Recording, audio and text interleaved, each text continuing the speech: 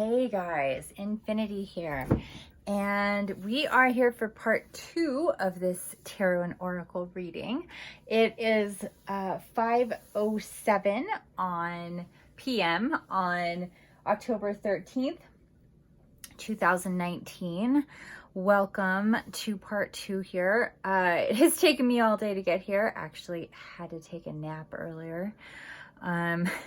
Speaking of needing to go into astral during the day, that has been happening a lot for me personally. And kind of feels like there's more of those days than not. You may be noticing this new card here. This is the let me see. There we go. This is the renewal card.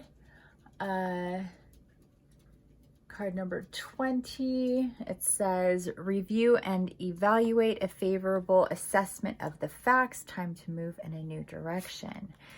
And this was sitting right here. And when I was setting up my phone to record, it fell, hit the deck, and this one card popped off, hit the ground, and landed face up.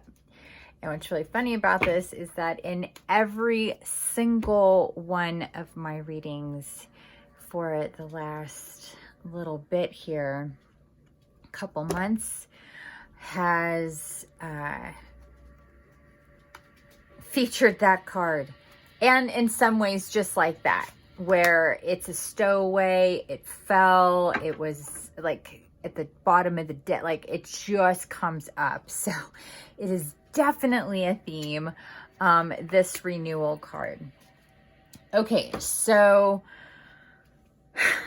when I sat down here a little bit ago, looking over these cards, remembering what we had here, I'm going to set renewal right there. Well, hold on here a second.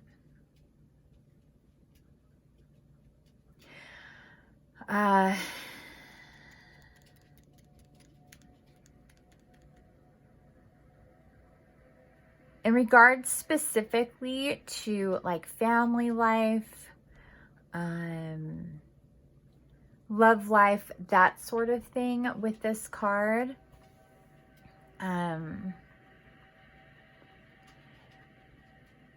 this card is just really talking about stepping into a new paradigm for yourself, like serious renewal, serious transformation, seriously, like major revelations coming up, understandings and things like this, and kind of getting more and more the concepts of stargates and psychic abilities and your own abilities, and kind of understanding. See, because of a lot of us, we are what we are, and we are who we are, and we've always been that, even if we didn't know what that was. So there's this sense of, oh, that's just me. Like, I deal with a lot of people who don't think that they are empaths or psychic or telepathic or healers. And my birdie's flying around, my cat's playing with him.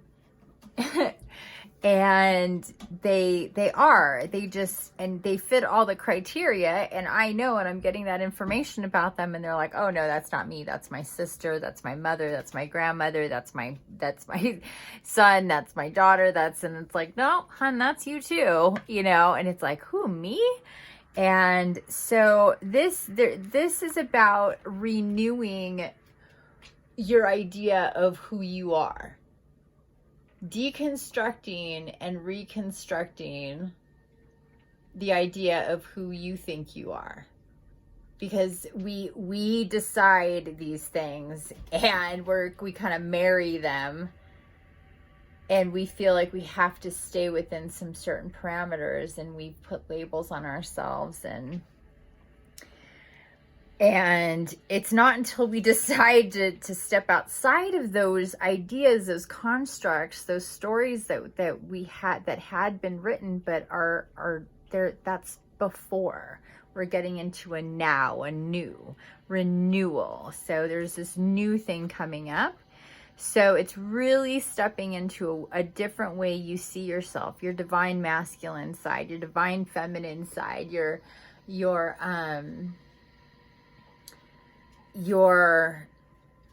the way that you treat and see and work with and spend time with your inner child, how you relate to people in your own family in these different roles, and then how you relate to your guardian angels, your ancestors, the ascended masters that are at your beck and call and ready for you. I just posted a quote from Jesus from a full moon in April, where he says, think of me as the big brother quietly scribbling away in the corner, and all you got to do is ask, say, hey brother, you know, can I talk to you, or ask you a question, whatever he says, and he'll be right there. So he's always right there with you, but he's not, especially Jesus, he's not up in your shit. He's ready for you when you're ready for him, and he's at your side always.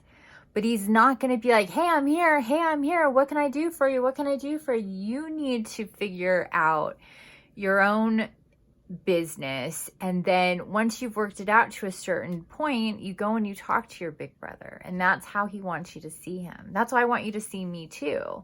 Or you go, I can't figure this out and I need help with that. This is what I'm getting, but I don't know what to do. I'm confused.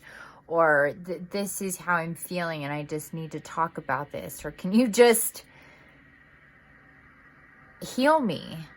I need to be healed. I had that conversation with Jesus myself today. So it's making me emotional thinking about it because it was amazing.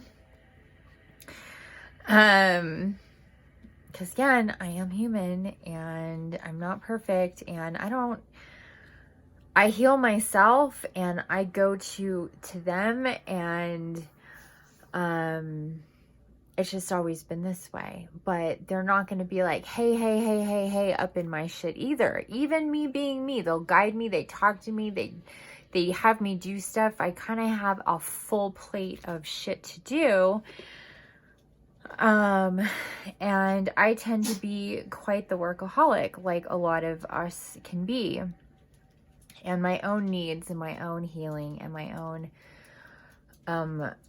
taking care of myself and all that self-love stuff, can, fall at the wayside just like it does for a lot of us. And it's just the way that it goes. We'll take care of everybody else and then us if we get to that. And then on to the next day and same thing, because we have responsibilities. We feel, obligated to do certain things and to put certain things on the to-do later list to get to do things now because that's the priority. And a lot of times that's not for us. That's for other things, other animals, people, whatever. Hey, you, come here. Hello. Rosie, come here, Ro. Hello. Rosie. She's driving me nuts with her pacing, and she always does this. When I start this kind of stuff or get on live, she'll just start, hey, come here, come here. I don't know what it's about, but it's meant to distract me and bug me, and it absolutely does. Sit down, please. She'll be totally normal and still all day, and she'll just start this pacing thing. Pace, back and forth. And if I put her in the room, she'll scratch at the door. She won't respect that I want her to be quiet and stay in the room. So we have issues with my dog a lot of the times because she's very needy. And she knows I'm talking but not paying attention to her, and she has to have problems with that. So let me move some stuff because she can't be where she was before. I have to keep an eye on her. Meanwhile, Little Bear is running back and forth trying to get my attention because she wants to play. Hi, Little Bear. See, they all this is what happens. They're all Oh my goodness. Okay. So there we go with renewal. Review and evaluate. This is review and evaluate your own self, what you see yourself as, what you've been getting information for, what is going on in your life that you've been getting more and more signs that it should end.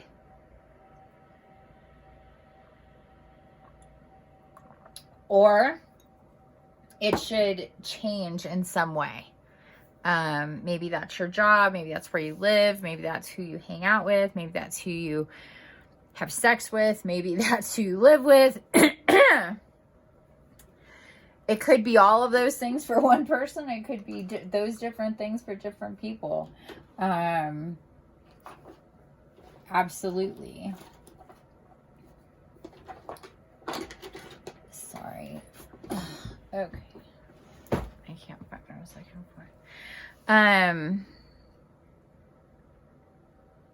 And then when I was, okay, so moving on, and then when I was sitting here looking at these cards, so we have the King of Earth, Ace of Fire, the Emperor, 8 of Earth, 8 of Air, 2 of Fire, Page of Water, 9 of Earth, 5 of Earth, King of Fire, and that's with the Angel Oracle.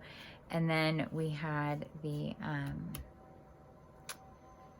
Wild Unknown, and more 8s, more 3s. 3s was really heavy in there. We had another ace, the Ace of Pentacles. What other thing is sticking out here? The Empress. So the Empress, the Emperor, and so King of Fire stuck out to me, and I was told to grab the book, and this says, this is King of Fire. Let's see where we're at. King of Fire, motivational, idealistic, ambitious, charismatic, focus, focus, focus, communicate with vision, and be a leader. Advice from someone creative. Hopefully this is coming through okay.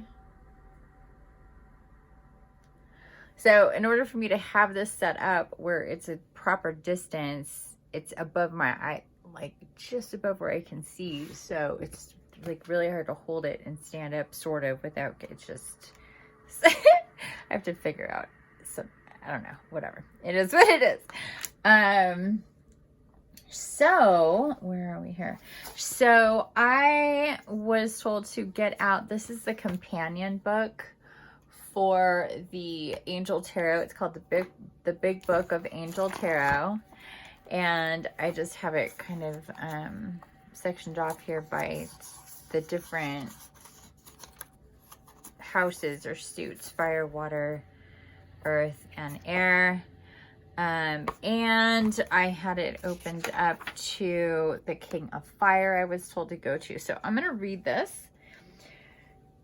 It's not that long. So here we go. It's time to take charge. This card wants us to realize that we have incredible leadership skills. There are many who would benefit from our vision and ability to focus and get the job done effectively and efficiently, but also with a bit of flair. It's time to really focus on the issues that matter and dismiss those that are just distractions. Talented and friendly people can also show up to help, so we need to graciously accept their assistance.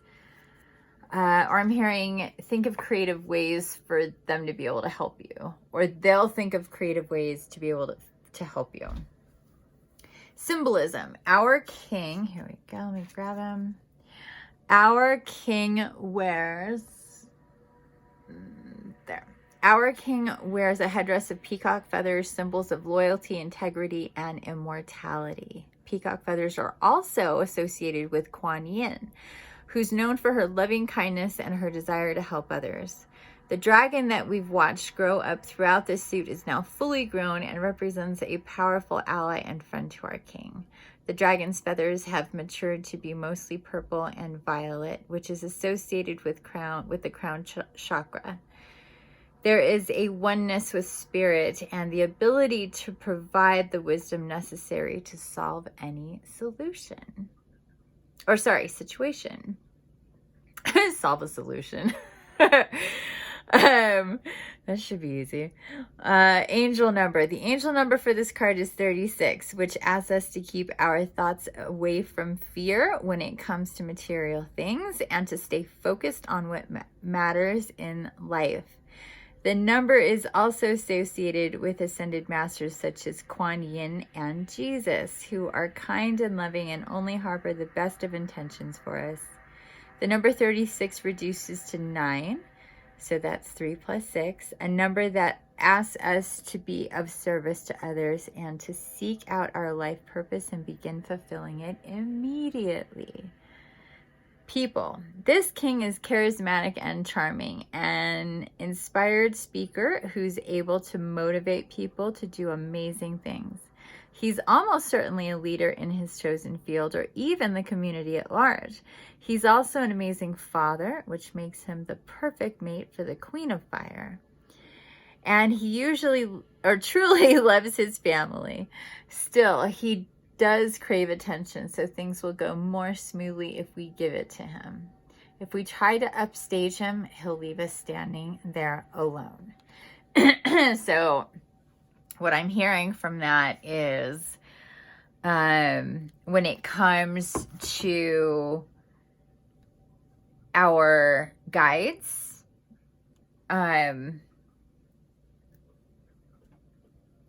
remember, this is truly, this is about, this reading was about like what's going on the other side, what's going on with our soul connection. Remember, renewal, with seeing ourselves in a new way. And this is really speaking to this, excuse me. This is really speaking to this whole thing with,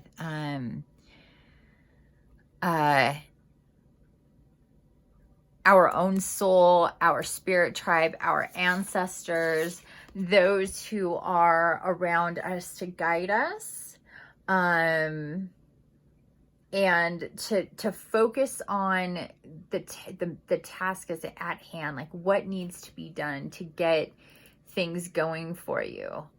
Where do you feel the energy pulling you?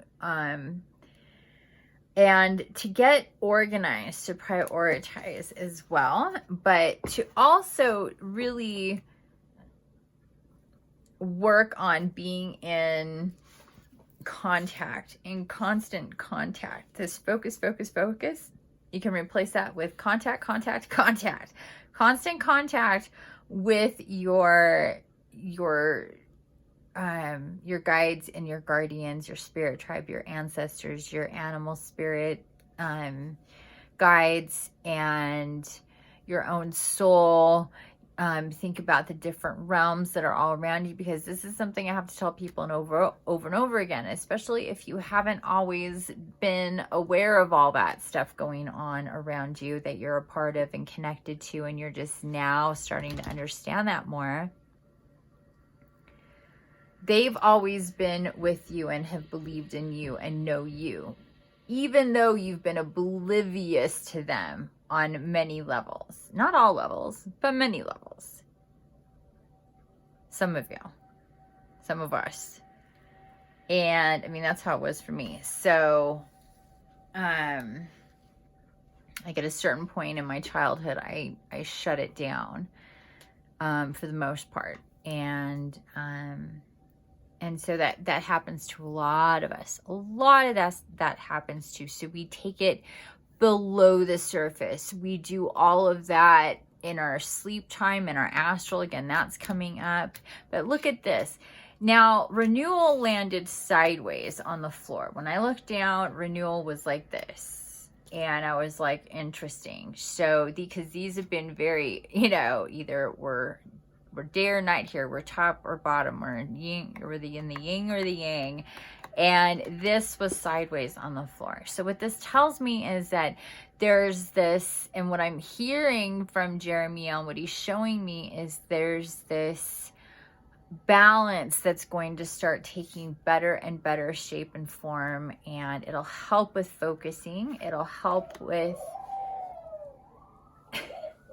Birdie's like a doggy. If he hears the siren, he'll howl. Okay, so there's this whole thing with really paying attention to your spirit tribe, your guides, your soul, having constant contact, really opening up that door and just leaving it open. There's no reason to close the door. And if we're kind of like, okay, like, oh, I forget to tap in. Oh, I'm going to meditate for the first time in, weeks. Oh, I'm, whatever the case may be, you really have to take a look at that. Like, how serious are you about this whole awakening thing, this whole soul mission thing? Like, and if you're new to the whole concept, then you're here for a reason. You have a soul mission. You are here with a purpose. You aren't an accident. There is a definite purpose to you. If you've been suffering or in pain or have some kind of chronic condition or need a healing, you're not here by accident either. I can help you with that as well, so you can get on with what you're supposed to be doing. Some of us have been afflicted the hardest, have the most intense jobs to do. And this is why we were afflicted the hardest, because we have the most intense jobs to do. I'm not saying that's for everybody, but it's for a lot of us, to try to keep us from doing that. There is a spiritual war going on. There is a light and a dark. There is a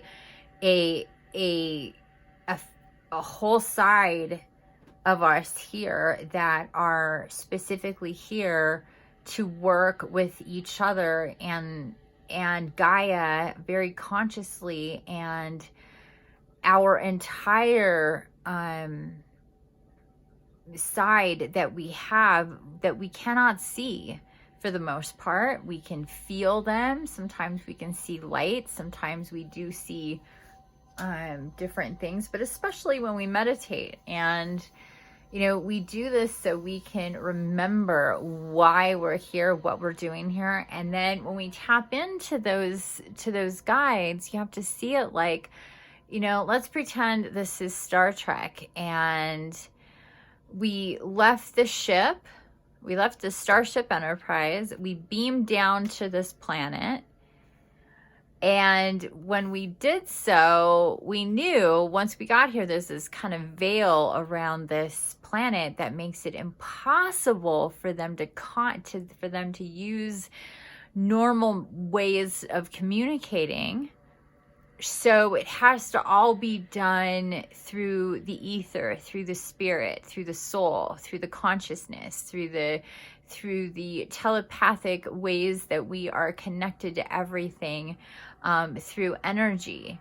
And we know how to do that, but we also forgot once we got here who we were and what we were doing here. So it was a real super hardcore mission. And the only ones that were sent to do that were the ones who were capable of recognizing and remembering at some point when things got shaken up enough in each and everybody's individual lives to get them to start to remember things and see things and go down the path of remembering, eventually getting to the point of being able to be tapped into that other side, to remember, oh, that's right, this is not some weird thing that I'm just crazy thinking that I'm connected to, or that they're talking to me, or I see things, or I know things, or I feel things, or I hear things, or whatever, all the things that we can do and we have the ability to do, depending on a lot of different factors. But we are all able to be psychic. We're all able to be telepathic. We all are already. It's just that we don't realize that's what we're doing a lot of the time, until it becomes really stupid obvious, like it is in my life, and people are like, okay, that's, on a level.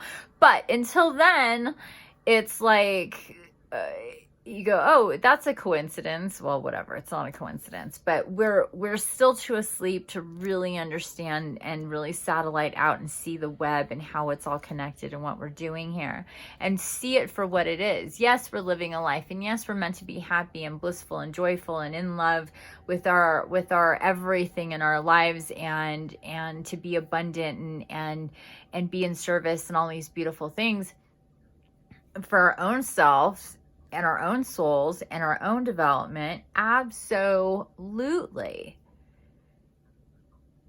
But we're also here on a mission, and we have to take that seriously, and we need to not just see this as, oh, this is just me going through life experiencing things and it's all me.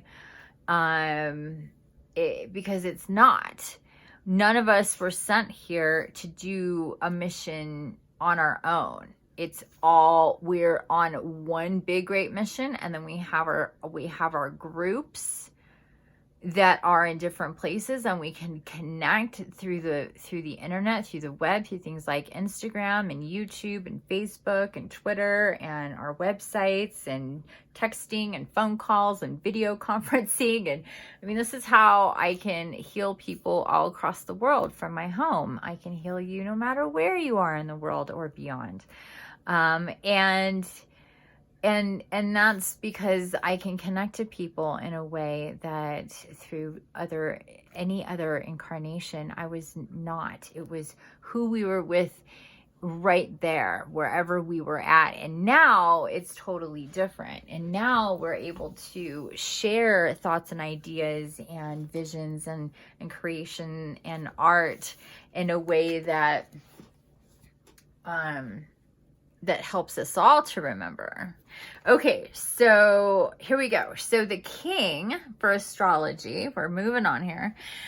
The king is mostly Sagittarius, but with a splash of Scorpio.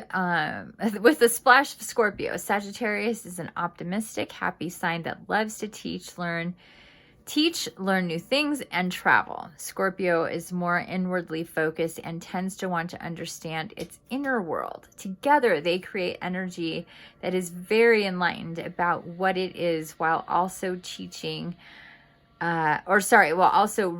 out to the world with a positive outlook. That is very true. My sun sign is Sagittarius, and that definitely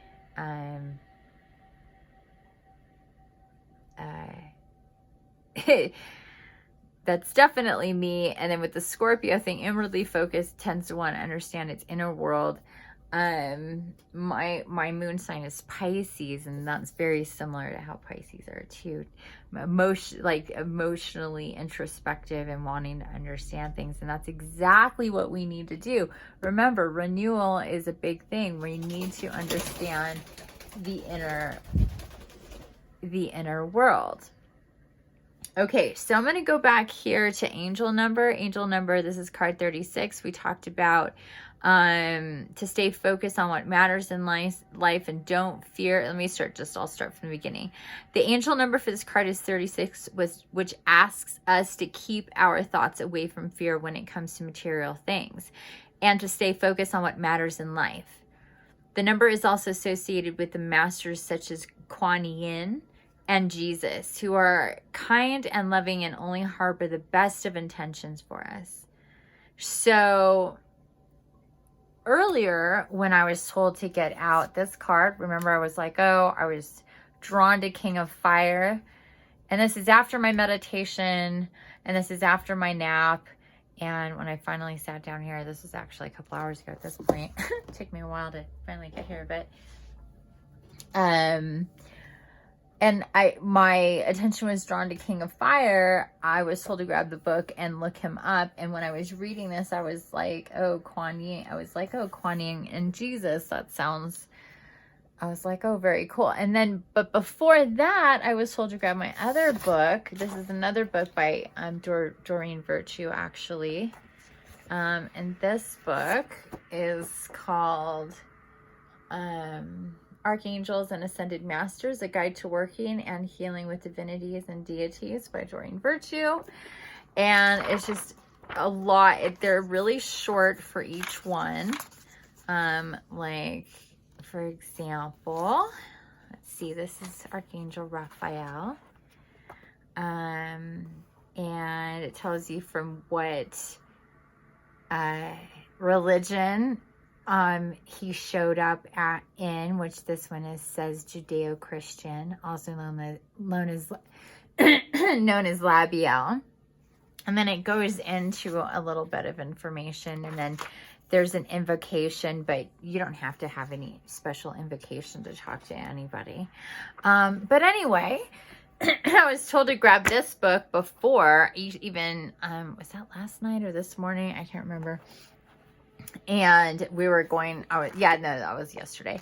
We were going to, I was just going to be guided to pick, just kind of go through the book and just whatever came up, you know, kind of thing. But then I read this about the King of Fire, and this thing came up with Quan Yin and Jesus. And I opened up just before, I opened up, where did I open up? Somewhere, can't remember where it was. There's Jesus. Oh, it was just past Quan Yin. It was just like it was right here. And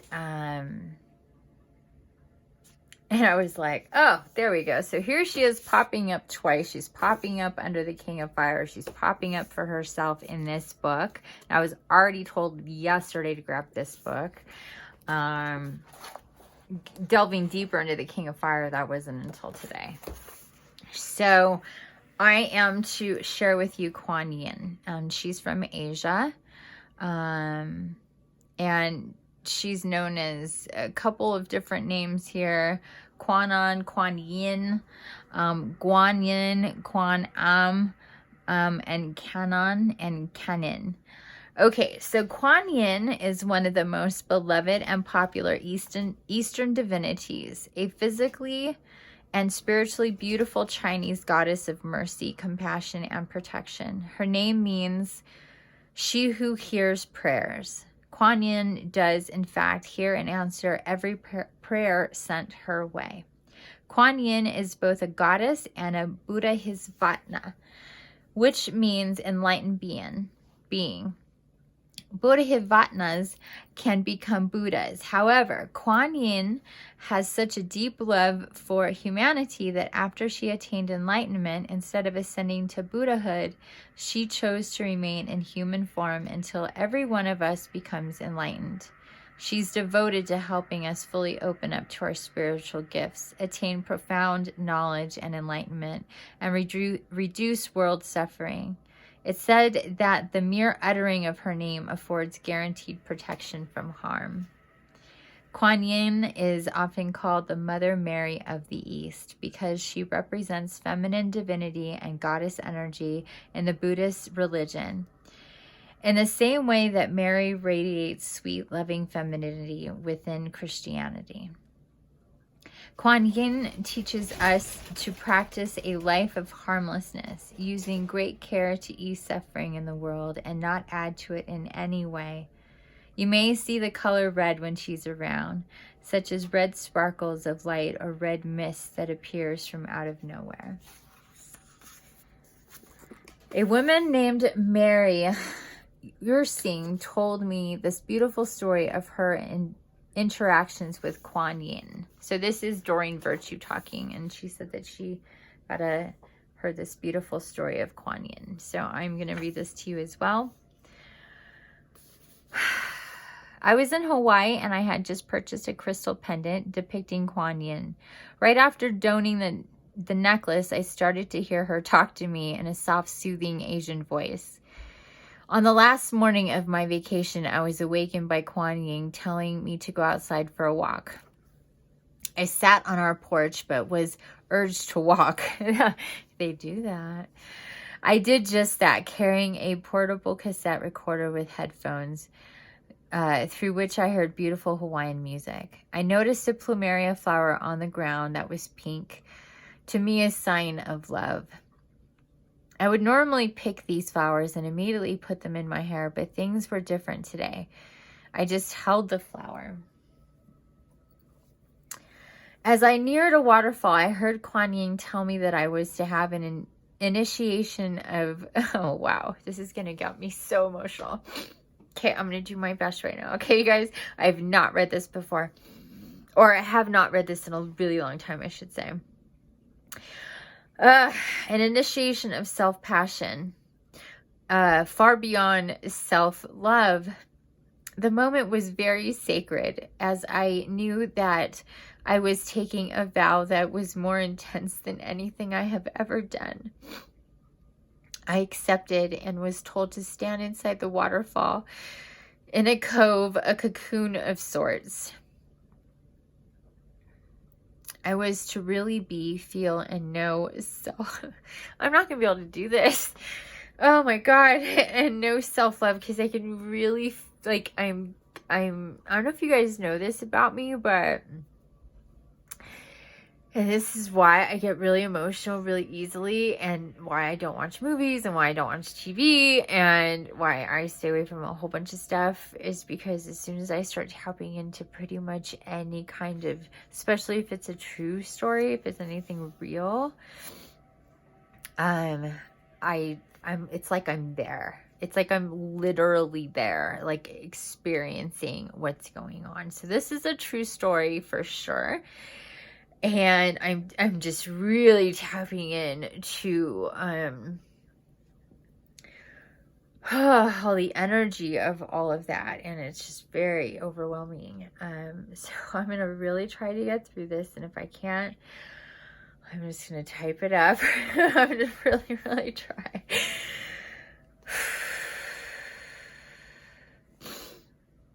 Oh my goodness.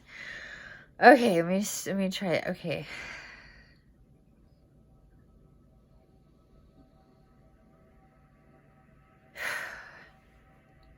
I was to really be, feel, and know self-love.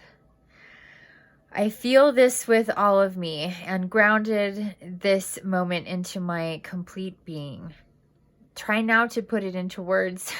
Doesn't seem to do justice to this personal ceremony. As I took in this energy, I was asked to seal it with this symbol that I unknowingly had chosen for this time, a plumeria. As I threw my flower into the waterfall to ritualize my ceremony, I saw it sink, and as it did, the water in its place turned the most beautiful color of deep, passionate red. I actually saw the water turn red. All of this instantly changed me, and I knew that it was time to honor myself and my power. Later that day, I told my friend Marlies that I'd had the most amazing experience at the waterfall. Oh, at a waterfall. She asked, was it at Quan Yin's waterfall? I was surprised by her question and asked her for more information. She explained that Quan Yin's statue was in one of the waterfalls on the island. Sure enough, as I scouted around later that day, there it was, a beautiful statue of Quan Yin tucked away on a stone shelf in one of the cove of the waterfall. She had called me to her sanctuary. Oh my God, that was absolutely beautiful. Okay, guys, I'm sorry. I could not completely hold it together. It was just really beautiful. And I don't know if any of you guys have experienced any type of ritual. It usually takes place with water, any type of self-love and passionate self-love type of ritual for yourself. I've been through this type of thing myself. Not at that place, but at another, with myself in another place. And it really is definitely life-changing, and all part of a process. So I'm coming to you and giving you this, trying to hold it together as best as I can, giving you this story, and hopefully you feel this energy, the spark of self-love, and coming into, this is all part of the same theme of your awakening process. Okay, so I'm going to continue here. maybe I won't be crying anymore. I'm not going to guarantee it though. Okay, in Kona, Hawaii, there are many beautiful statues of Quan Yin. Near one statue that depicts her holding a lotus flower, she said this to me: "Here are my sacred instructions. First, have mercy upon yourselves. You have endured much in your land, and you have eons of lessons yet before you. Only through a gentle touch is nirvana revealed. Stretch and reach for greatness, but always with a gentle approach. Seek not opportunities, but allow them to gently come to you as a lotus flower floats upon the currents of water amidst a gentle breeze. Strive, but not with hurry. Enjoy the process upon which you embark. Know that each step along the way is akin to a party, a celebration of movement, which itself is a miracle. Appreciate the godliness within yourself, within each of you. Do not chide yourself for your errors and mistakes, but laugh, grow, and learn from them instead. You, my gentle child, are doing just fine. In fact, very well indeed. If I were to give you any word of wisdom, it would be the word that best embodies love upon this earth plane to me: compassion.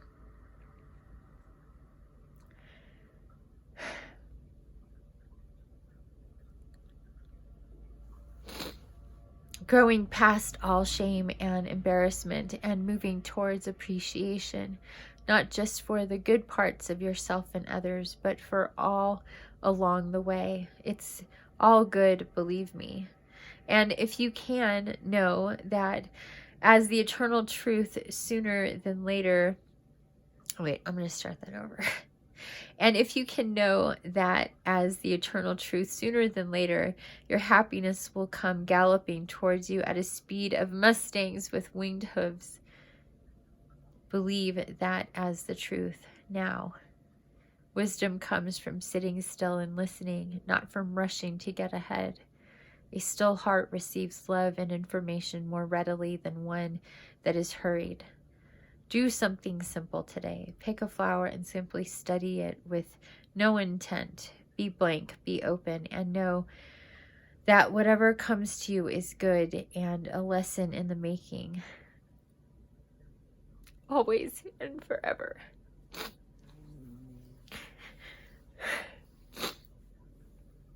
Oh my God. Okay. I did pretty good there. Until I read those words. Those are magical words, you guys. Always and forever. Truly.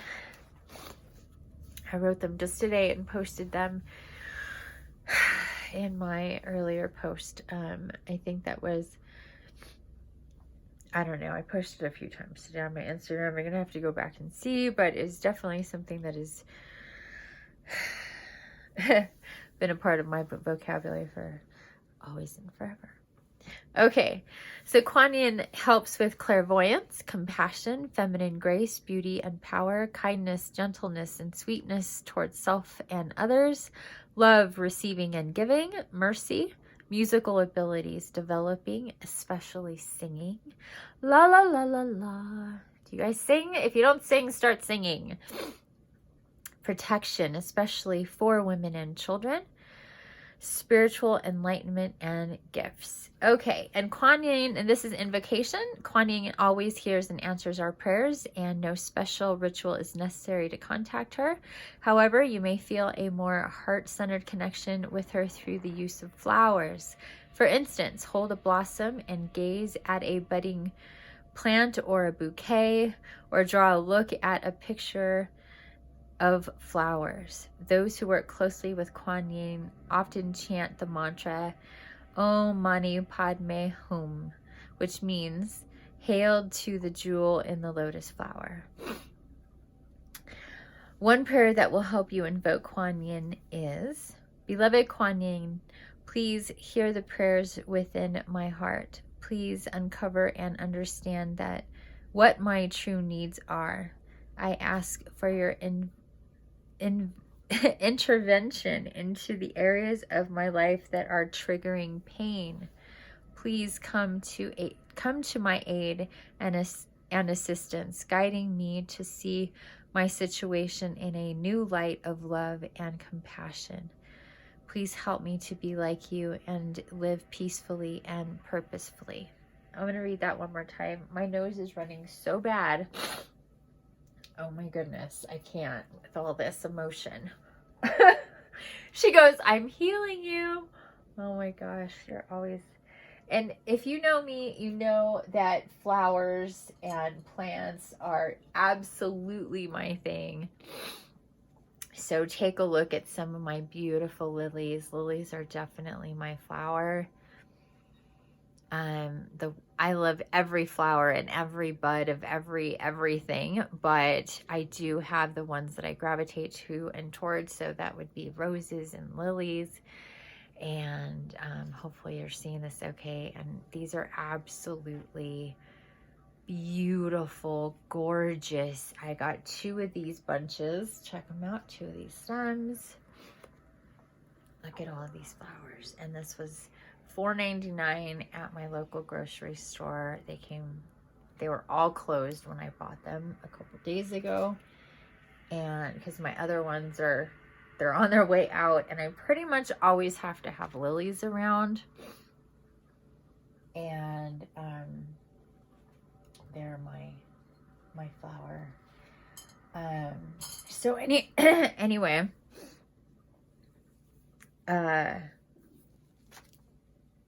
it's not that expensive to have flowers in your environment all the time. So instead of buying a Starbucks, or instead of buying something you really don't need,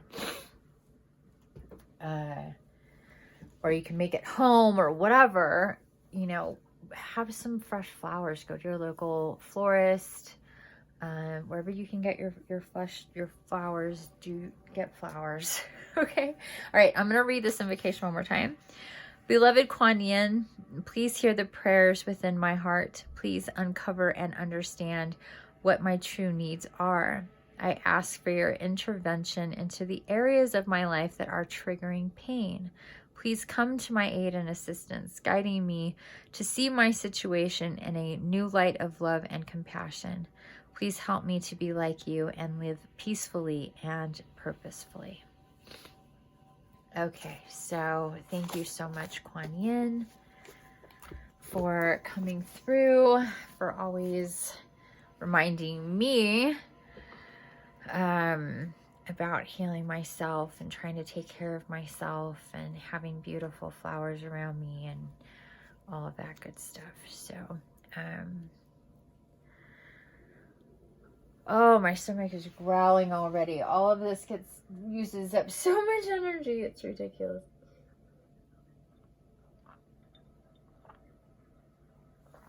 Yes, it has been a while since I've eaten, so I hope you guys can't hear my stomach growling. Okay, so we're gonna move on, you guys. And let me just check in here with where I'm going. Hold on a second. Okay, so I'm being told to get out the Heart of Faerie Oracle. That would be this one. So we're bringing in the Heart of Faerie Oracle. So I have 2 Fairy Oracle decks, the Heart of Faerie and the Fairy Oracle. They're both by Brian Froud. He is the artist, and on the Heart of Faerie, he worked with his wife with the book, with the Oracle book. It's not as comprehensive, I don't think, as the Fairy Oracle. nevertheless, these decks are no joke, you guys. They're even hard to come by. I had to get the Heart of Faerie second hand. Yeah, oh, look at that. Didn't even know. Didn't even pay attention. And I grabbed the one right on top of the King of Fire. Wasn't even paying attention to that. Was told to take this deck, this slice here that I took apart. I did 1, 2, 3. I did 4, 5 of these splits. So anyway, this deck, you guys, a lot of people, when I looked into, when I was guided to this deck, I was really guided to look into it, to understand really the potency, the magical qualities of these decks. And there's videos on YouTube talking about people doing reviews and talking about this deck and these decks from Brian Froud, and talking about how they're just too intense. Shit gets really real. You really tap into the fairy realm. And some people just are not, they can't really handle it, because you really do tap in. Even in when you're not working with the cards, once you really step into this world and you work with these magical decks, your world kind of takes a tilt and a shift.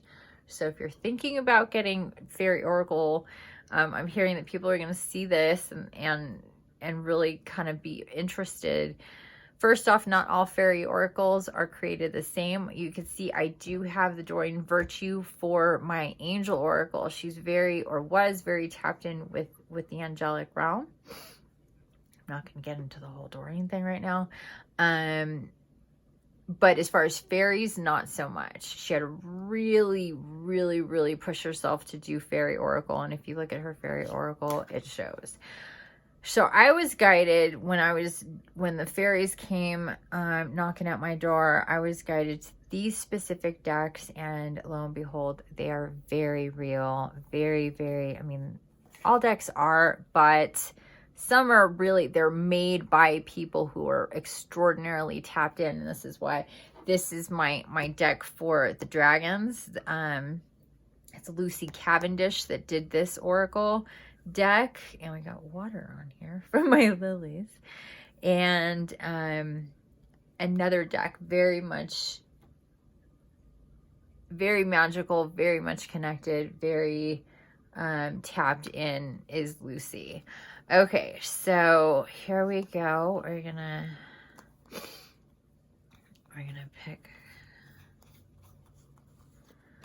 pick this card. Oh, look at that. It's not even a real card. I mean, it is, but it doesn't even, it's just to be observed and looked at and to get information, but it doesn't have a number and it doesn't have a page. This is what I'm talking about when we get into the Fairy Oracle. This is a card that doesn't even have a number and doesn't have a page. They're little mushroom people.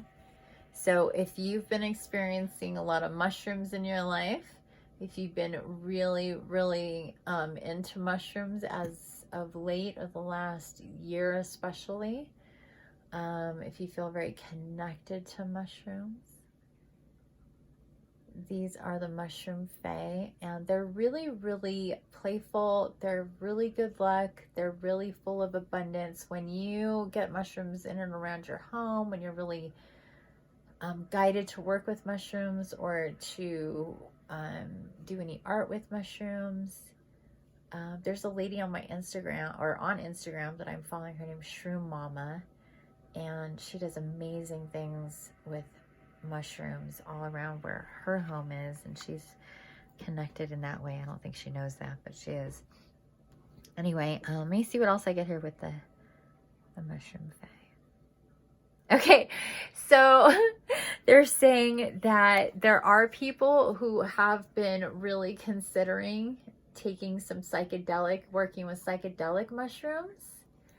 And we're hearing, if that is you, that you really need to get on that. And that's been me too. That's really funny. That's really been me. I've been supposed to be asking around for that and how I'm supposed to get mushrooms. It's been a long time since I've done any mushrooms, but it keeps coming up, and this is what we're hearing. This is a real way, just like DMT, natural DMT, mushrooms is really the only way I endorse, besides doing the natural DMT activations that we do when you're working with your eyes. Or you could do the breath thing with the hatha.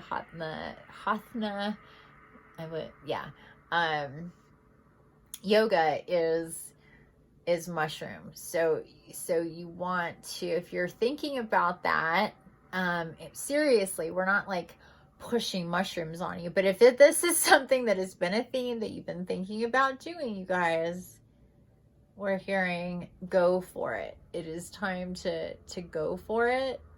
I'm hearing don't be a puss. You're gonna be fine. They're mushrooms. Okay.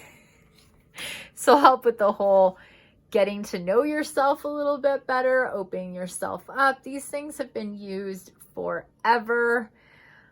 Those things like pot and mushrooms to help open yourself up, get yourself more, thinned out with your own bubble and veil. Like I told you, even for myself, when I was little, I closed that off. And once you close that off and you go through kind of a lifetime, especially if you've been really sensitive, and that's really, been a gnarly theme in your life, you tend to kind of, it's not a bad thing to loosen that up for yourself with weed or with mushrooms.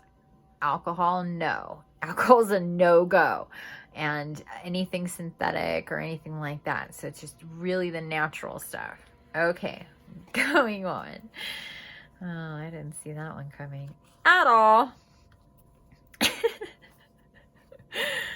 is hilarious. And they're like, seriously, you need to get some mushrooms. Okay, mushrooms on the to-do list. Mushrooms on the to-do list. For some of us, not all of us, some of us who this is speaking to, mushrooms on the to-do list. Okay, next.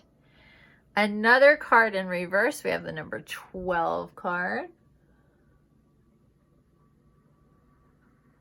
The Prince of Light. This is an amazing card, you guys. The Prince of Light.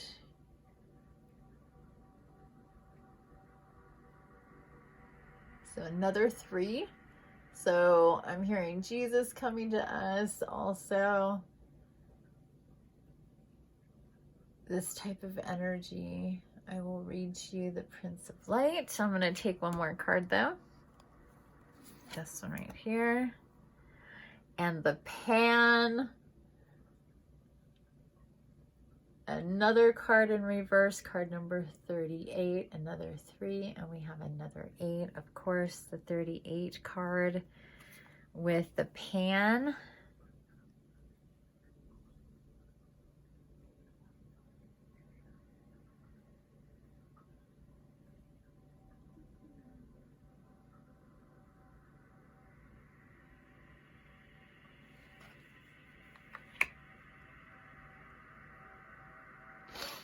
And I'm hearing one more, but not from here.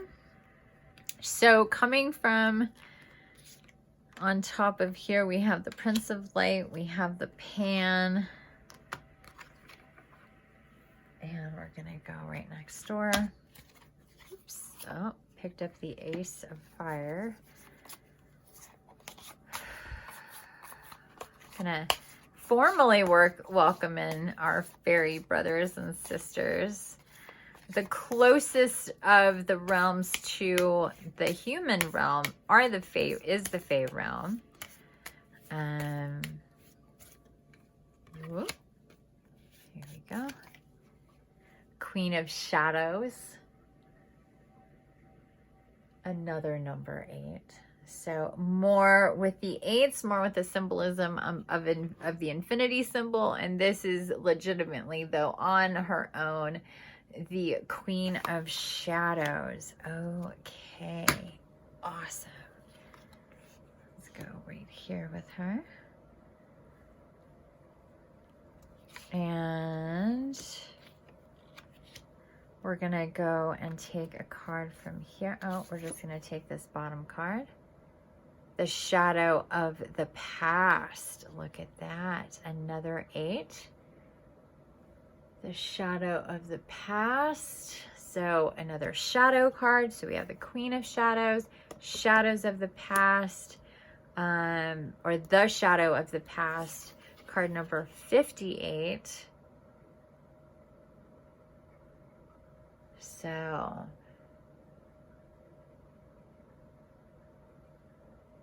I honestly can't remember ever seeing this card, to be honest with you guys, or ever working with this card. Maybe I have, but boy, it doesn't look familiar to me. I don't always look at all the cards of a deck when I get it, unless I'm guided to do that. So depending on the deck, there's some decks that have cards that I've never seen before and I've had for years. And then a card will pop and I'll be like, whoa, literally, like I've seen it in the book, like in passing, but never actually had the card or pulled the card. So here we go, you guys, check it out. We have, it's all about 3s and 8s right here. You see that? Let me make sure. Let me stand up here. Oh, nope, we can't. Oh shit, I hope it hasn't been like this the whole time, you guys. That would seriously suck. I'm sorry if it has. Don't mind me in my fuzzy video. Oh my god. Okay, well at least you could hear me, right? I hope. Hopefully it hasn't been like that. God, I definitely need production. Okay, so Prince of Light we have, and look at this, you guys. The 20 and the 12. So we have that going on.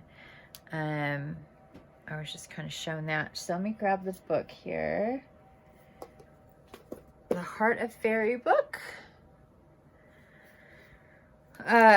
So we're going to go in order, and I opened up right to it. The Prince of Light, new beginnings, peacemaker, potential. The Prince of Light comes into your life like a blessing. He is the bringer of new beginnings, indicated by the egg he holds before him, which is the symbol of potential. He soothes, calms, and leads you into the light. The peacemaker, he is always ready to still the troubled waters of a relationship. He is wise. If he appears in a reading, listen to what he has to tell you. If you recognize a friend or partner in the Prince of Light, cherish that person and honor the goodness he can bring into a relationship. If you draw this card with the Queen of the Day, you will be surrounded by grace and light. Bring that light to your own relationships and see them blossom under the benevolent gaze of these two powerful beings. Well, we didn't, did we? He came in reverse, and we didn't get the Queen of the Day. We, directly after him, we got the Pan. I believe the Pan was also, the Pan was also in reverse, and then we got the Queen of Shadows. But let's not get too far ahead of ourselves. Let's go to the...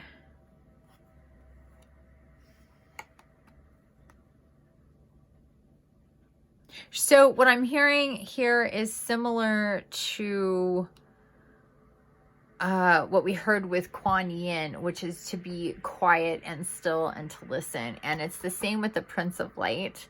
So to connect with the Prince of Light, to get this wisdom, the soothing, calming, guiding you into the light business, you need to be quiet. You need to go within. You need to really focus on your inner connections and meditation. I'm hearing meditation, meditation, meditation. Okay, and it's even on page 28. Okay, so let's go to, so we're at card number 12 on 28. Now we're going to go to card 38 for the Pan. joyous flight, courage, the big thing, an awfully big adventure. That's how the Pan sees life and death. He flies joyously on to whatever comes next, knowing that it's all a part of the journey. It takes courage to be adventurous. It takes courage to trust that you can deal with whatever comes next. When things seem daunting, when the future looks terribly uncertain, borrow bravery from the Pan. Remember his joyous flight and let yourself take that first step towards whatever awaits you. After all, it's an awfully big adventure. Indeed, indeed, indeed. It's an awfully big adventure. One that's filled with shadow and light. And again, I'm just, God, you know. Ay.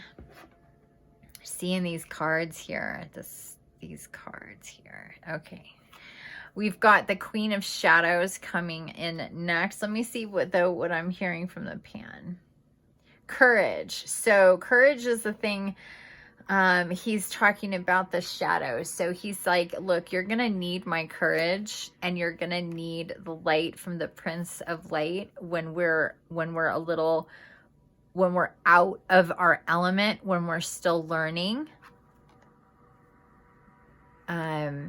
With these two, the Prince of Light and the Pan. So he's saying we are really here to help you through the shadowy times, through the darker moments, when you need courage. So again, call on the Pan and the Prince of Light for that. And then we're going to go back down to the Queen of Shadows. The Queen of Shadows, introspection, acknowledgement, balance.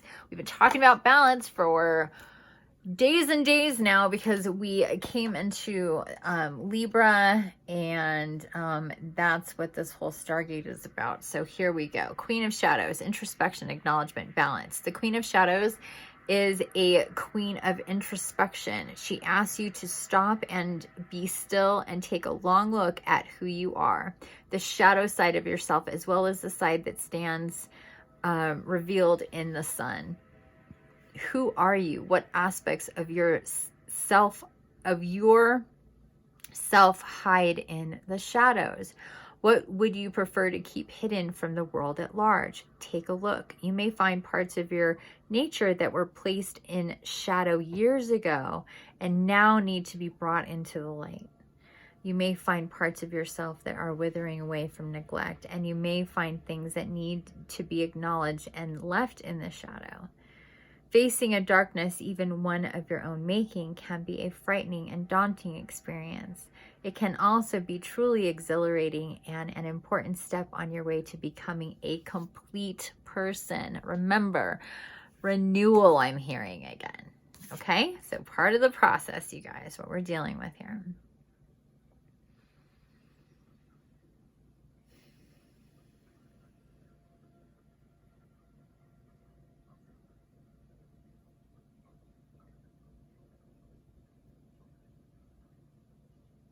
Okay. It can also be truly exhilarating and an important step on your way to becoming a complete person. That is, one who acknowledges the light and the dark aspects of your psyche. So take a look at the parts of yourself that have been neglected for a long time. Dust them off and give them a little polish. They can always be returned to the shadows, but bring them out and acknowledge them first. Oh, so good. So good. Oy, oy, oy. And this, look at, as the number 8 card, I love that this is the number 8 card. This is about acknowledgement, authenticity, coming into yourself, not being afraid, having the courage to do these things. You can do these things. It is not nearly as scary and as overwhelming when you step in and through the light and out of the shadow as you think it will be. Trust me. Okay. Now, number 58, Shadow of the Past.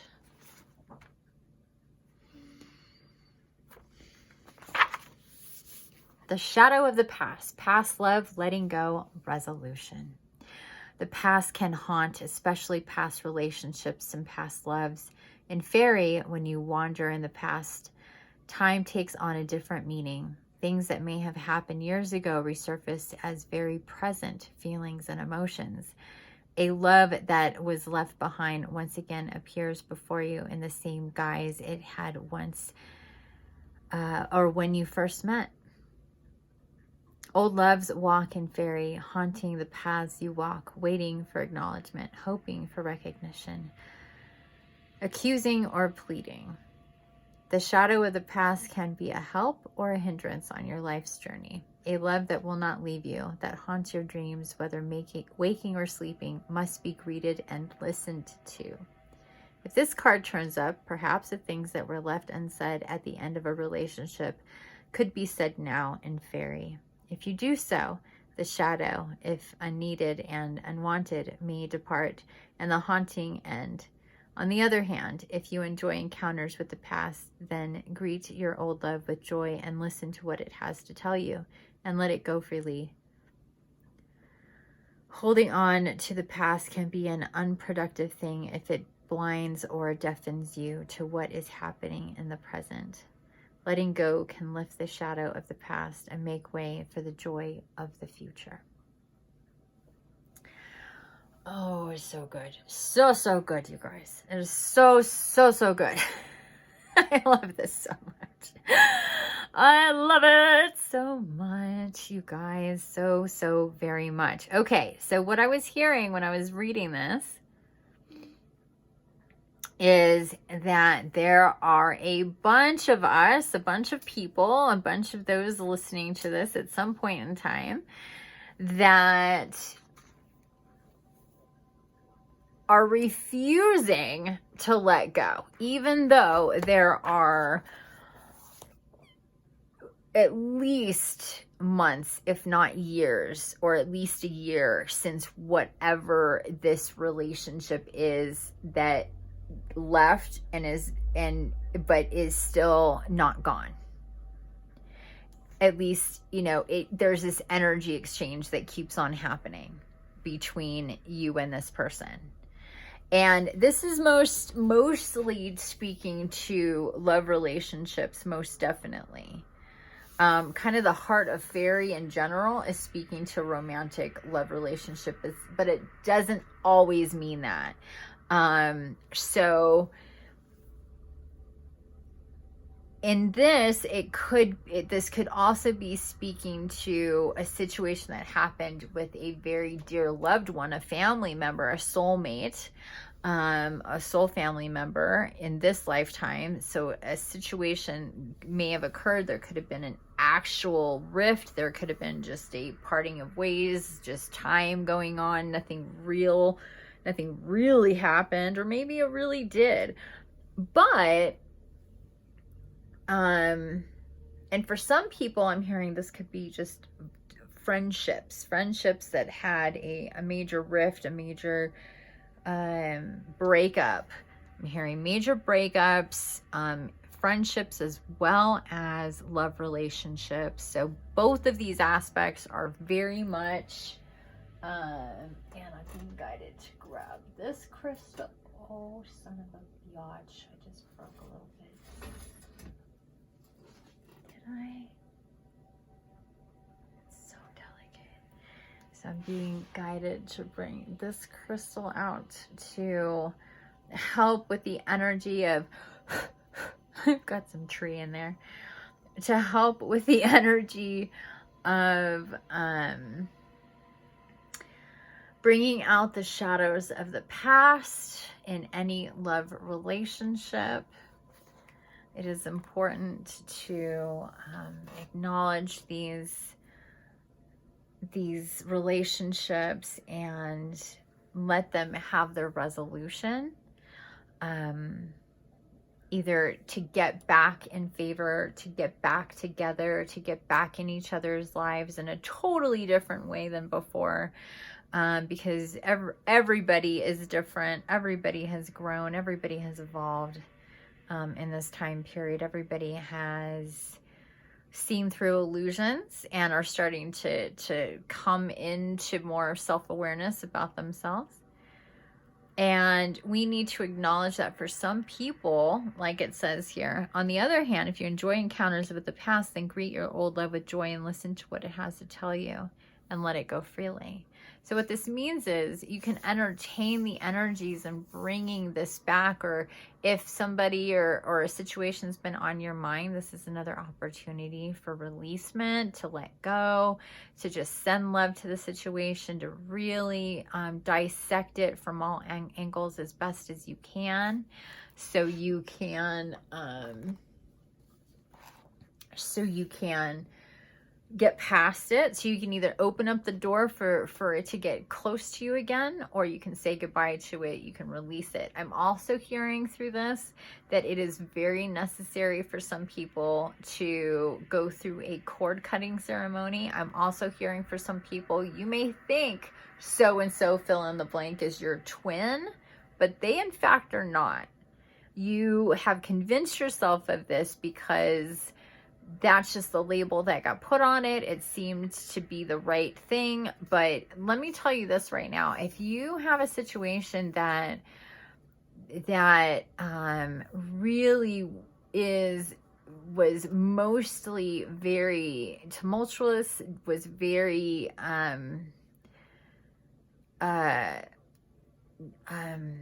one-sided, very closed off by the other person, you felt very used, very not, just whatever, there even could have been just actual abuse going on, this person is definitely not your twin.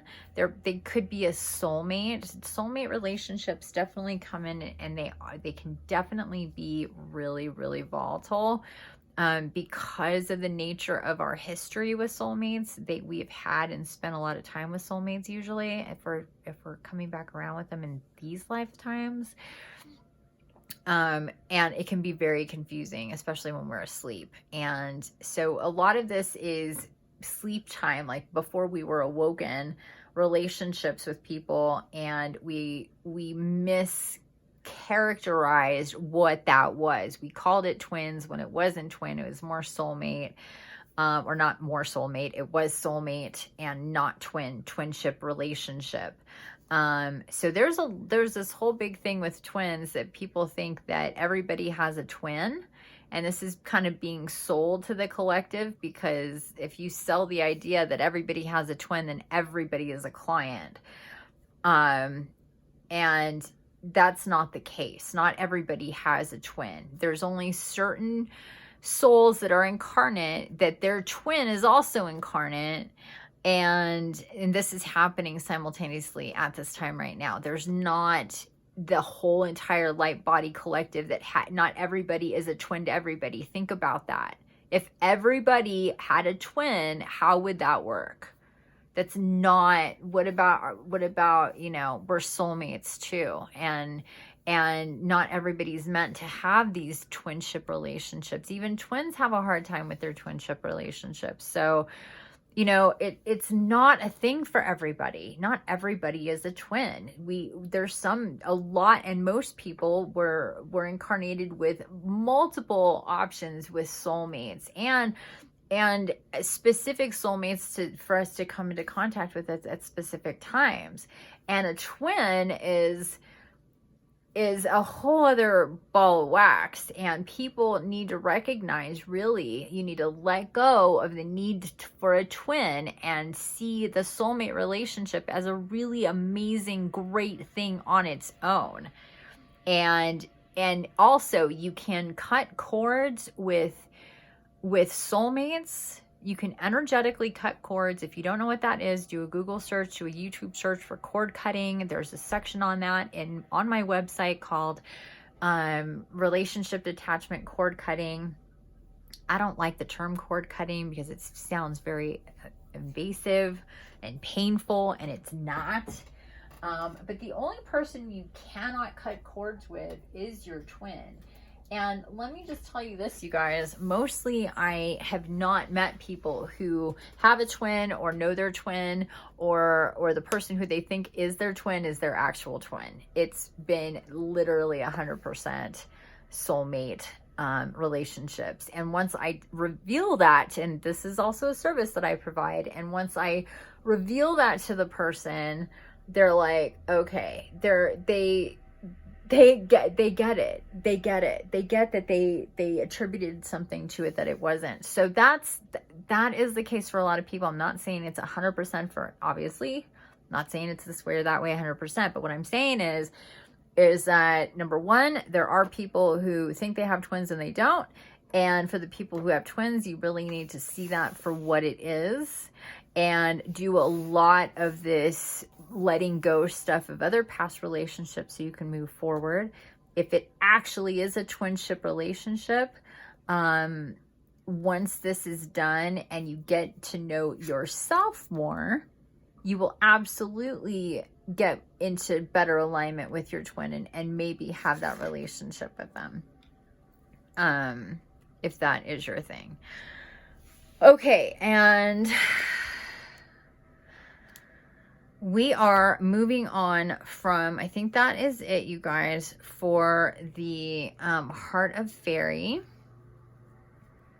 Okay, yes, I'm hearing that is it for the Heart of Faerie. We're going to go one more place and then we're going to wrap up this reading. We're going to go with the Dragonfae Oracle. So we're going to say thank you so much to the fairies, the Fae who came in today to give us this guidance, the Prince of Light, the Pan, the Queen of Shadows, and the Shadow of the Past, so we can get past the past and move into the future. And now we're going to welcome in our dragons. So if you guys can please just take a moment to say your thank yous and welcome in the dragons, our divine counterparts, the dragons.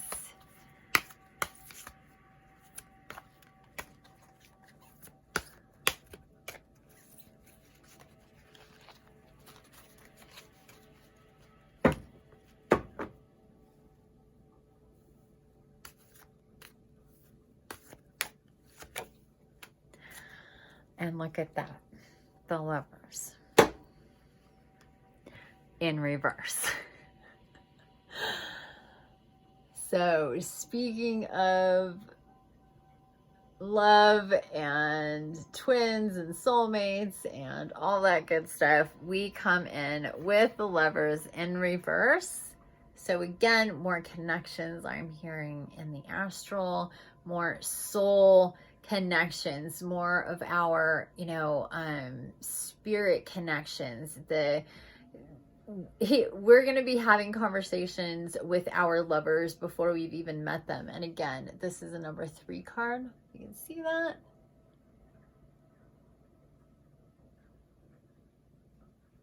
Number 3 card. So you could be having conversations with your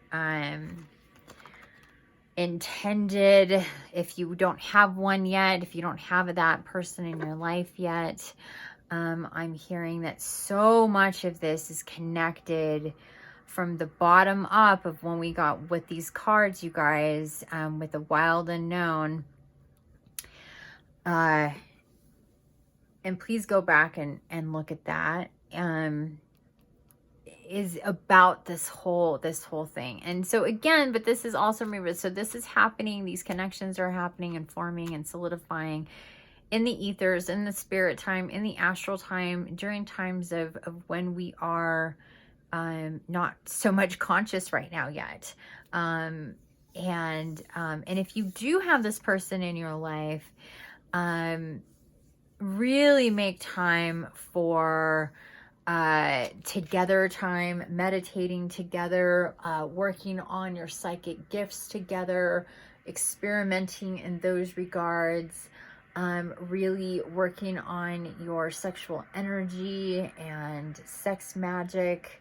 If this is the relationship that you're in and you have that person in your life, you really need to be cultivating your energies with each other in a really intentional way, and then also with with yourselves.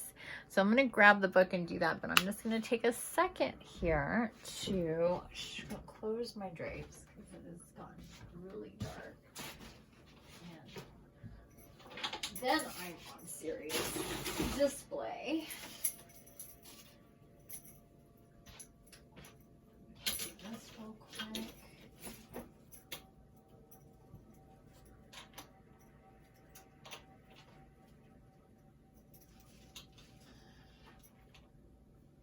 So I'm hearing also, again, with like shadows of the past, with the lovers coming up in reverse, that there definitely is going to be a, for some people, it's a reconnection, resolutions and reconnections.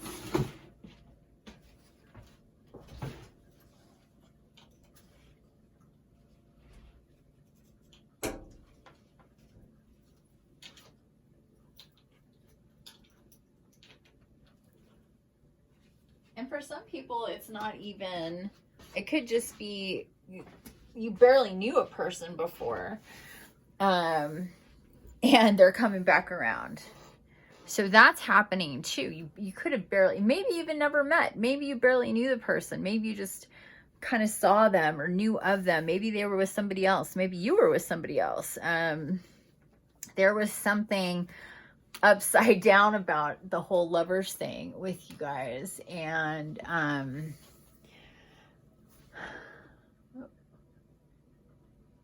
there we go.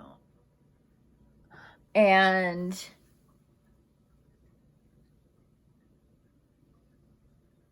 so that's something to consider, okay? This whole thing with this coming, the lovers card coming up on the heels after this information, especially here with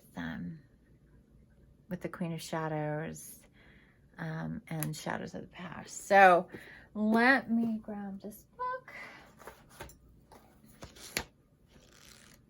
Number 3, opened up right to it. Number 3 card. So the lovers speak. Passionate love seems to be the realm of fairy tales and romantic epics, but it truly is a part of your life and being too. Know that when you draw this card, you are a beautiful being worthy of bliss, romance, and adoration. There is a God and a goddess for everyone, and you are about to discover that for yourself. Know that within you is everything you need to draw to perfect love and perfect trust. Know that physical and soul passion can be ignited. Asking is the beginning. Your search for a soulmate is over, because with you now is the truth that by believing in your true nature, the passionate and romantic being that you are drawing to you the one who will adore you. Be quiet and still and believe. Sensual delight, physical ecstasy, and bliss are yours. About the lovers. These beings have been through many trials in order to be together. They are true soulmates, but their relationship is one which is fed each day with embraces, sweetness, and passion. They remind us that in order to love well, we must actively love each day, and that to neglect our lover is to ultimately neglect our own happiness. They speak to us of the necessity of romantic gestures, that keeping love alive is as simple as watering a garden daily to keep the plants in full health. Their own love is guarded by the Dragonfae, whose blood they carry. Your own relationships will be protected and looked over by a being of the Dragonfae, who will ensure that your true love will come to you when you treasure this love enough to nurture it and have it grow, and to share the love in your heart with the other, generously, honestly, with courage. You will find love, and it will be sacred, protected, and know that you have your own Dragonfae guardian who will ensure this comes to be when you believe and love yourself truly from the depths of your heart. And divinatory meanings. Your relationship needs tending, as do all things that live. It could be time to make a romantic gesture, to love another as you would wish to be loved, to understand that love cannot flourish when there is mistrust and anxiety. You must be, you may be despairing that your relationship may never match your dreams. Please know that your true love lies within your own willingness to believe that you too can experience passionate love, that you are well worthy of its ecstasies, no matter your beliefs about your age, your health, your beauty. You are a beloved one. The Dragonfae know this. Now they ask you to know this too. And working with the lovers. Create self-loving moments in your day. Allow yourself to feel loved. Feel how loved you are by the Dragonfae and by the entire consciousness of all that is, and offer to yourself gestures of small acts of kindness that will further allow and attract passionate love into your life. Know that sensuality and physical union and bliss are birthrights, and that you deserve these experiences now. Allow any feelings of need to fall away and replace them with a deep knowing that you are worthy of love. So good, you guys. So good. So I'm here. I'm going to draw another Dragonfae card. But before I do that,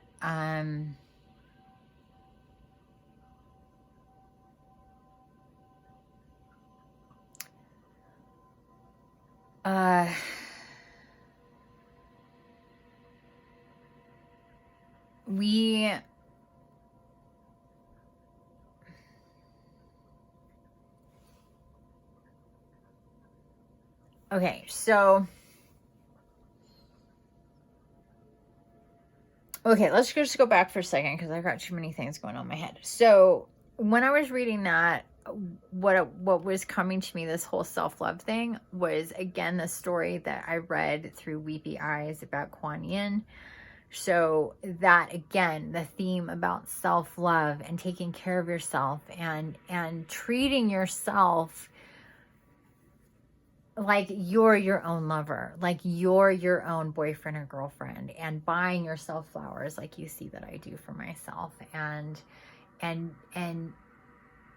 feeling that connectedness to yourself and how it is to love yourself so you can bring in that energy so it'll be easy for someone else to love you too. So it won't feel so weird when somebody else is loving you. You've been loving yourself. You've been in love with yourself. You've been connecting to yourself and your soul, and you've been walking the path towards the way to get there. And that's how it's done. Not by being lonely and sad and being anxious and desperate, because that's not the energy that you want in your life. You don't want that person showing up. You want the blissful, joyful, happy, in touch with their inner child, stable, connected, earth loving, nature loving, animal loving, soul self loving, fun lover, right? That's who you want in your life. So be that person for yourself. That's what I was getting a lot of, like, show up for yourself in the way that you want somebody to show up for you, and the way you want to be there for somebody else, but do that for you now, and do all the things that is necessary for you to feel that now. Okay. And again, having these connections, soulmate or twin flame, really opening really opening up yourself to what goes on in astral and meditation, and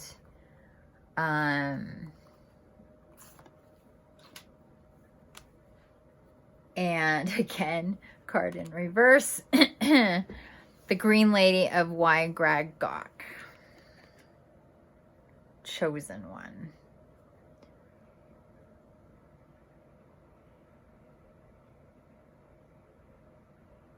Okay. Again, in reverse, though. Well, card number 14. Okay. I hereby declare that the future of the planet and its green spaces over which I preside are in your hands, Earth Child. Yes, your hands. Do not deny or defy this, as you have within you all that is needed to create a better place for us all. I ask you to take a look around at the wild things of your environment and to purposefully and purposefully bring to birth the green world again. With each breath out and each breath in, the forest and you keep breathing together. You are breathing in what the tree beings no longer need, and what you breathe out, these tree beings take in. Can you not see the perfection of this? Please understand that no matter how small your part may feel, you are indeed, and in word and in energy, a chosen one of the green world. I, who am of the secret forests of the heart, know that every small planting you take and make will bring to birth more beings. I am within each forest and its very heart, at its very heart. And my heart grows lighter as you plant the seeds of my forest future.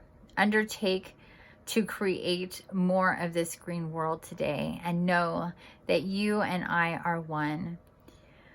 Though our origins may be vastly separate in time and space, we are one. We live as one and know as one. And this green world is our serenity and bliss on this planet. I love you and will remember you and tell your tale to my kin, so we can all be peacefully together again. You are so precious. You are beloved. I love it. It is so good. The Green Lady is about true health. She governs even the health of the most minute of beings, and of the groves and forests, and of the waterways and hidden places from mountain to desert. Thus, she is the healer of Gaia, and never has her work been so arduous, and never has she gone on for so long with so little rest. This is why she now points to you. Take on some of her responsibility, ease her burden, and become part of the planet's healing. But please do so in both an active and energetic way. She points to you because your health is precious to her and inextricably bound up in Gaia's own health. I'm going to read that again. She points to you because your health is precious to her and inextricably bound up in Gaia's own health. Awaken your own health consciousness and exercise, eat and play well. Consciously become a collaborator in the planet's well-being. Conspire to create health wherever you are, and know that you have a part to play. She of the wide drag gawk, a renowned Dragonfae of British legend, is the very symbol of Wales. Divinatory meanings. Environmental concerns will soon be of meaning to you on a very personal level. Take from the pages of newspapers and media reports something close to home will alert you to the risks we run with Gaia's health, and you will decide to become a person who actively brings about well-being and goodness rather than destruction and wanton materialism. You may wish to become active in your own way and devote some energy in the form of time and money to a cause. Please reduce the energy you burn and support carbon neutral programs. Working with the Green Lady. When this card comes up, spend time with the energy and beings of the trees, the old and wise ones of the planet, and please plant a new tree and nurture its growth.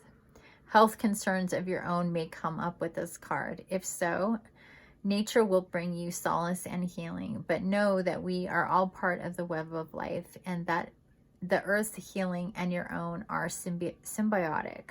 Care for each other, breathe sweet air, and tread lightly on the earth. Your empathic powers may be reaching new heights. Take time to be with the trees.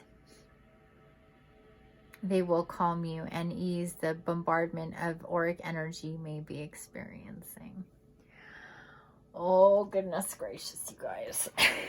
I almost lost it there for a second.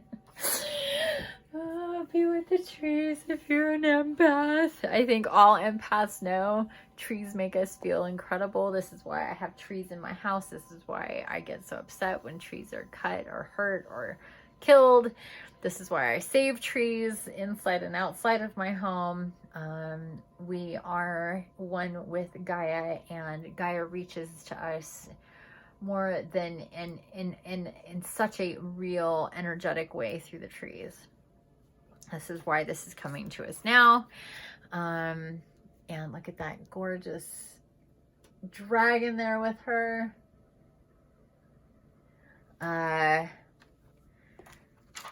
Oh goodness. And truly, again, talking about, let me take that back. This part here about healing, health concerns of your own may come up with this card. If so, nature will bring you solace and healing, but know that we are all a part of the web of life, and that Earth's healing and your own are symbiotic. And this is why, you guys, she was like, make sure you talk about this. This is why when I do a healing, Gaia is present, because she comes in to talk to you about through each of your chakras and each of your energy centers, and then she receives your energy. She infuses each of her chakras with each of your chakras.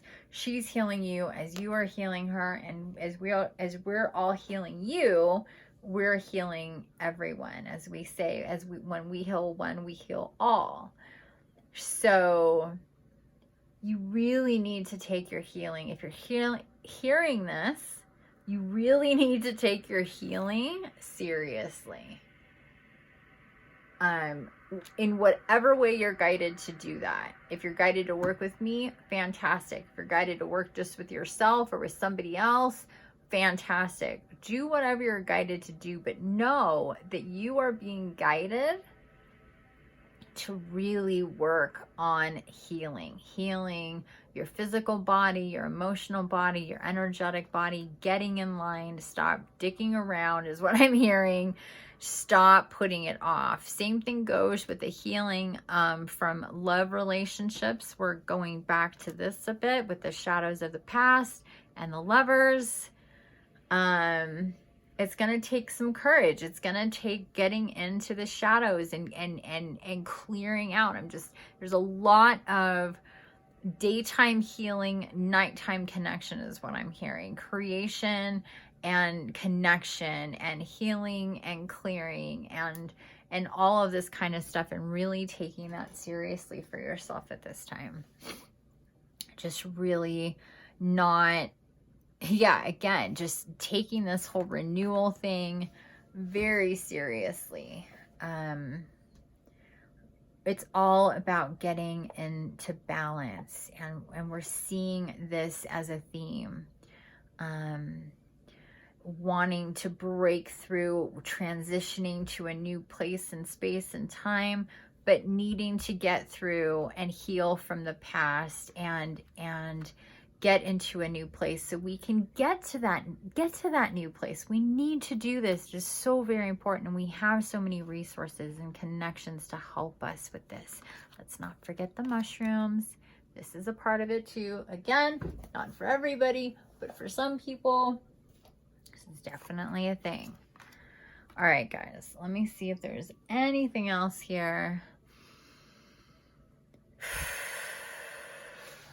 How long have we been at this? 1:42, 58. We're out of focus yet again. Hopefully that hasn't been a big pain in the butt for you guys. I'm hearing we are going to do ArchAngel Oracle.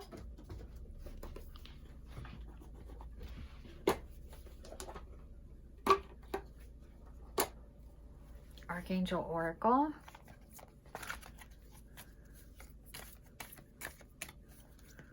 So, welcoming in my brothers and sisters, archangels, saying they're always here with me, which I already know. Wanting to come in with a couple of cards. We have Breathe with Raphael. We have Raphael again.